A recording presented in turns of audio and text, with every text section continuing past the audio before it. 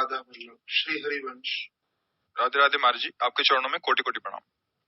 महाराज जी, मेरा प्रश्न ये है कि अपने जीवन पर अपने ही अनुभव का प्रभाव नहीं पड़ता। अनुभवी संतों की वाणी सुनता हूँ, समझ में भी आती है, परंतु कुछ है जिससे चित्त मन संसार को ही पसंद करता है। उसी को तो अज्ञान कहते हैं ना, अविद्या किसी को कहते हैं, इसी को कहते हैं।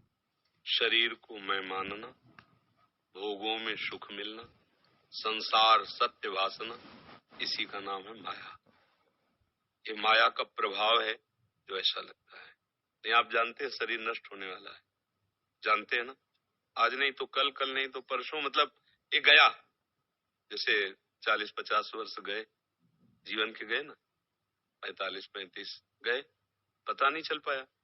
अभी सुख की खोज में ही लगे हुए हैं, सुख के साधनों को ही जुटा रहे हैं, पर अनुभूति नहीं है कि सुख है या नहीं। अभी खोज चालू है और जीवन गया, आगे मृत्यु आने वाली है। हम केवल साधन ही जुटाते रहेंगे खोज के, सुख के मिलेगा। यही माया है। अनंत जन्म बीत गए भोगते हुए, यहाँ कुछ सत्य नहीं। क्या सत्य दिखाई दे रहा है? बड़े बड़े राजा, बड़े बड़े महाराजा, बड़े बड़े तपस्वियों के हम गीत गाते हैं, कहाँ है? कहाँ है वो महल? कहाँ है उनका वैभव? एक स्वप्न की तरह था, गया। अब न कभी उनका अस्तित्व है महल का, न भोग का, न उनके प्रभाव का, गए। ऐसे ही एक भ्रमात्मक माया ने नाटक रच रखा है। उस नाटक में इतना प्रभाव। आप देखो, हम अपनी लोगी बुद्धि का क्या भरोसा करें? फिल्म आप जानते हैं ना, नाटक बिल्कुल झूठी, 100 में 100%। जैसे कहते भाई कोई भी बात होती कुछ तो सत्य होती है ना, बोलो फिल्म में क्या सत्य है? 100% झूठा है ना। आप पैसा लगा के देखते हैं ना, आप कितने बड़े बुद्धिमान हैं।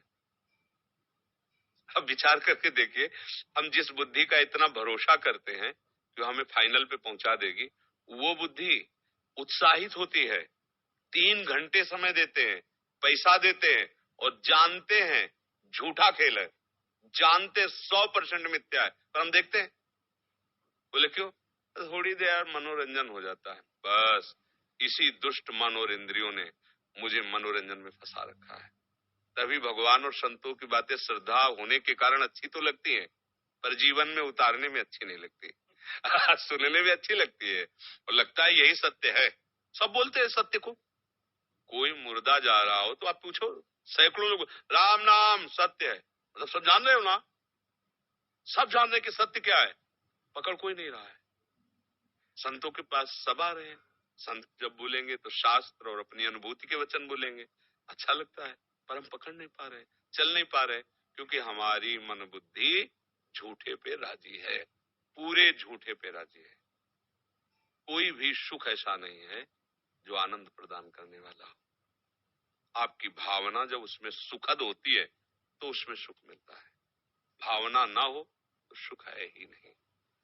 हम पहले कामाशक्त होते हैं, पूरा मनोराज्य में भोग भोग लेते हैं, फिर भोग में उतरते हैं, इसलिए सुखद लगता है। कोई भी चीज, समोसा, चटनी, हरी चटनी ठीक रहेगी, लाल चटनी ठीक है, ऐसे ऐसे पूरा बनाया और बना के उसे चखा, अब तो लाओ समोसा। पहले चिंतन होता है, बाद में क्रिया होती। यदि चिंतन न हो तो किसी क्रिया में सुख मिल जाए भी हमें बता देना। तो अगर है सुख तो चिंतन करो या ना करो, होगा। जैसे अग्नि है, उसका काम है दाहिका शक्ति। आप चिंतन करो ना करो, छू जाएगी तो ऐसे लगेगा। चाहे चिंतन से छुओ, चाहे अचिंतन से छुओ, चाहे भाव से छुओ, चाहे कुभाव से छुओ, उसका काम है जला देना, क्योंकि उसमें दायिका शक्ति है। विषयों में सुख नहीं है, संसार सत्य नहीं है। अब चले जा रहे हैं, कहाँ चले जा रहे हैं? नए नए आते जा रहे हैं, पुराने पुराने चले जा रहे हैं, कोई सत्ता ही नहीं है। शरीर बदलता चला जा रहा है, मृत्यु नजदीक आ रही। हम आए किस लिए? क्या बटोर पाए, क्या कर पाए? अब बुद्धि काम नहीं कर रही। यहाँ सुन के जब जाओगे तो फिर वही गणित चलाएगी बुद्धि, ये कमा लिया, वो कमा ले, ये भोग लिया, वो भोग लिए, उसको इतना कर दिया, उसको ऐसा। वो कभी ये नहीं सोचेगी कि मुझे जाना भी है यहाँ से। है कभी ऐसा आता है कि यार ये तो सब है लेकिन जाना है यार, सबको छोड़ के जाना है। जहाँ जाना है वहां का परिचय नहीं, जहाँ जाना है वहां की तैयारी नहीं, एक पैसा नहीं तैयार की वहां के लिए, सारी व्यवस्था यहीं के लिए है। अब बताओ, घबराहट नहीं होगी जाने की बात सुन के? मृत्यु की बात सुन के हृदय दहल जाएगा, क्योंकि तुमने तैयारी नहीं की। तुमने जिसे माना सत्य और सुख, वो सब छूट जाएगा। अब क्या करोगे? इसलिए जबरदस्ती इससे भजन कराओ, जबरदस्ती, तभी काम बलेगा। ये बेईमान मन बुद्धि। लोग कहते भजन में मन नहीं लगता, हम कहते 3 घंटे बताओ मन तुम्हारा कब जाता है जब आप देखते होते फिल्म 2.5-3 घंटे, कि भाई मन नहीं। अरे एकदम एक, अगर कोई डिस्टर्ब करे चुप रहो, मानो ध्यान भंग हो रहा है, डूब रहे हैं। अरे देखो ना, दरवाजे बंद, खिड़की बंद, एकदम शांत, वो पूरा आनंद ले। और भजन, भजन अगर करने के भी भावना हो तो 2-4 बैठ के बात करते रहे, मतलब कहीं मोबाइल से चला लें कुछ, तो भजन नहीं होगा, सब बंद करो, शांति से भजन कर ले। ये बेईमान है ना, धोखेबाज है ना मन बुद्धि, इनसे मित्रता हटानी पड़ेगी। बहुत बढ़िया दोस्ती कर ली है दुश्मन से, और हमें काट रहा है, एक एक श्वास हमारी व्यर्थ जा रही, और एक एक श्वास इतनी कीमती है कि 50 वर्ष की कमाई हुई संपत्ति से एक श्वास भी नहीं खरीद सकते आगे।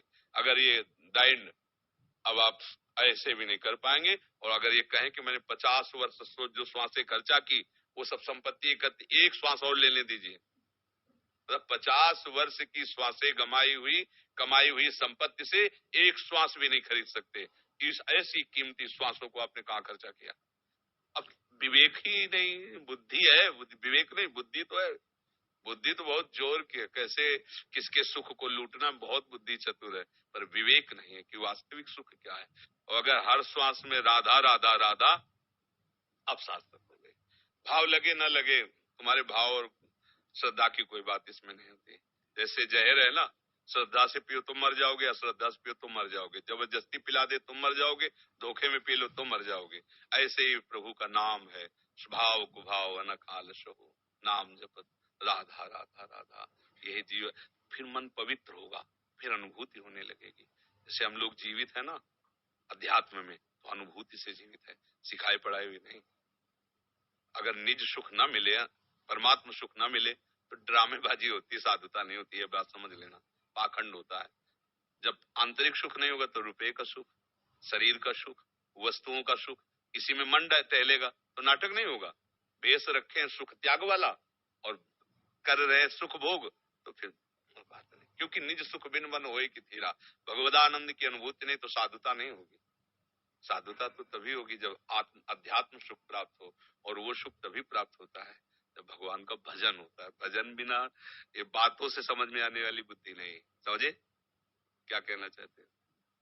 तो ऐसा समझ में आया कि भगवत स्वरूप समझ के, भगवत कार्य समझ के, जबकि हम वास्तविकता में होता है कि जब हम भगवान का काम, भगवान की पूजा करते तो संसार पहले, कल्याण का तो पता ही नहीं, संसार ही याद आता। अपनापन, प्रेम, आत्मीयता, ये 3 चीजें भगवान से जुड़ जाए तो काम बन जाए, नहीं होता। तो देखो एक बात हमें बताओ, अभी हम आप से कहें कि हमारे श्री जी के लिए अत्यंत आवश्यक है, आप दिल्ली चले जाओ और आप जाकर के ये अमुक सामग्री ले आओ, आप कितने उत्साहित होंगे?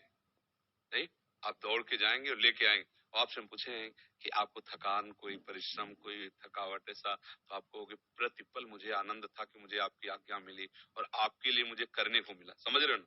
यही हालत होती है जब भगवान के लिए कार्य करोगे अंदर से, तो संसार का कार्य करते तुम्हें हर समय उत्साह होगा कि मेरे प्रभु की सृष्टि है और मैं प्रभु का दास हूँ और ये प्रभु का कार्य हो रहा है, उसी से भगवत प्राप्ति हो जाएगी।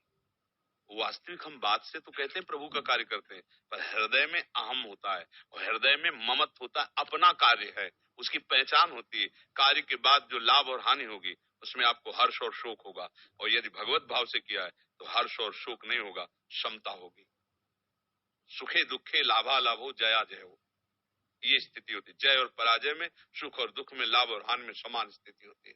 सुखे दुखे समय कृत्वा लाभा लाभो जया जो, ये भगवत भाव से किया हुआ है। और जब हम बात करेंगे भगवत भाव की और अहम से अपने लिए करेंगे तो उसमें हर्ष होगा या शोक होगा, हानि हुई तो शोक होगा, लाभ नहीं।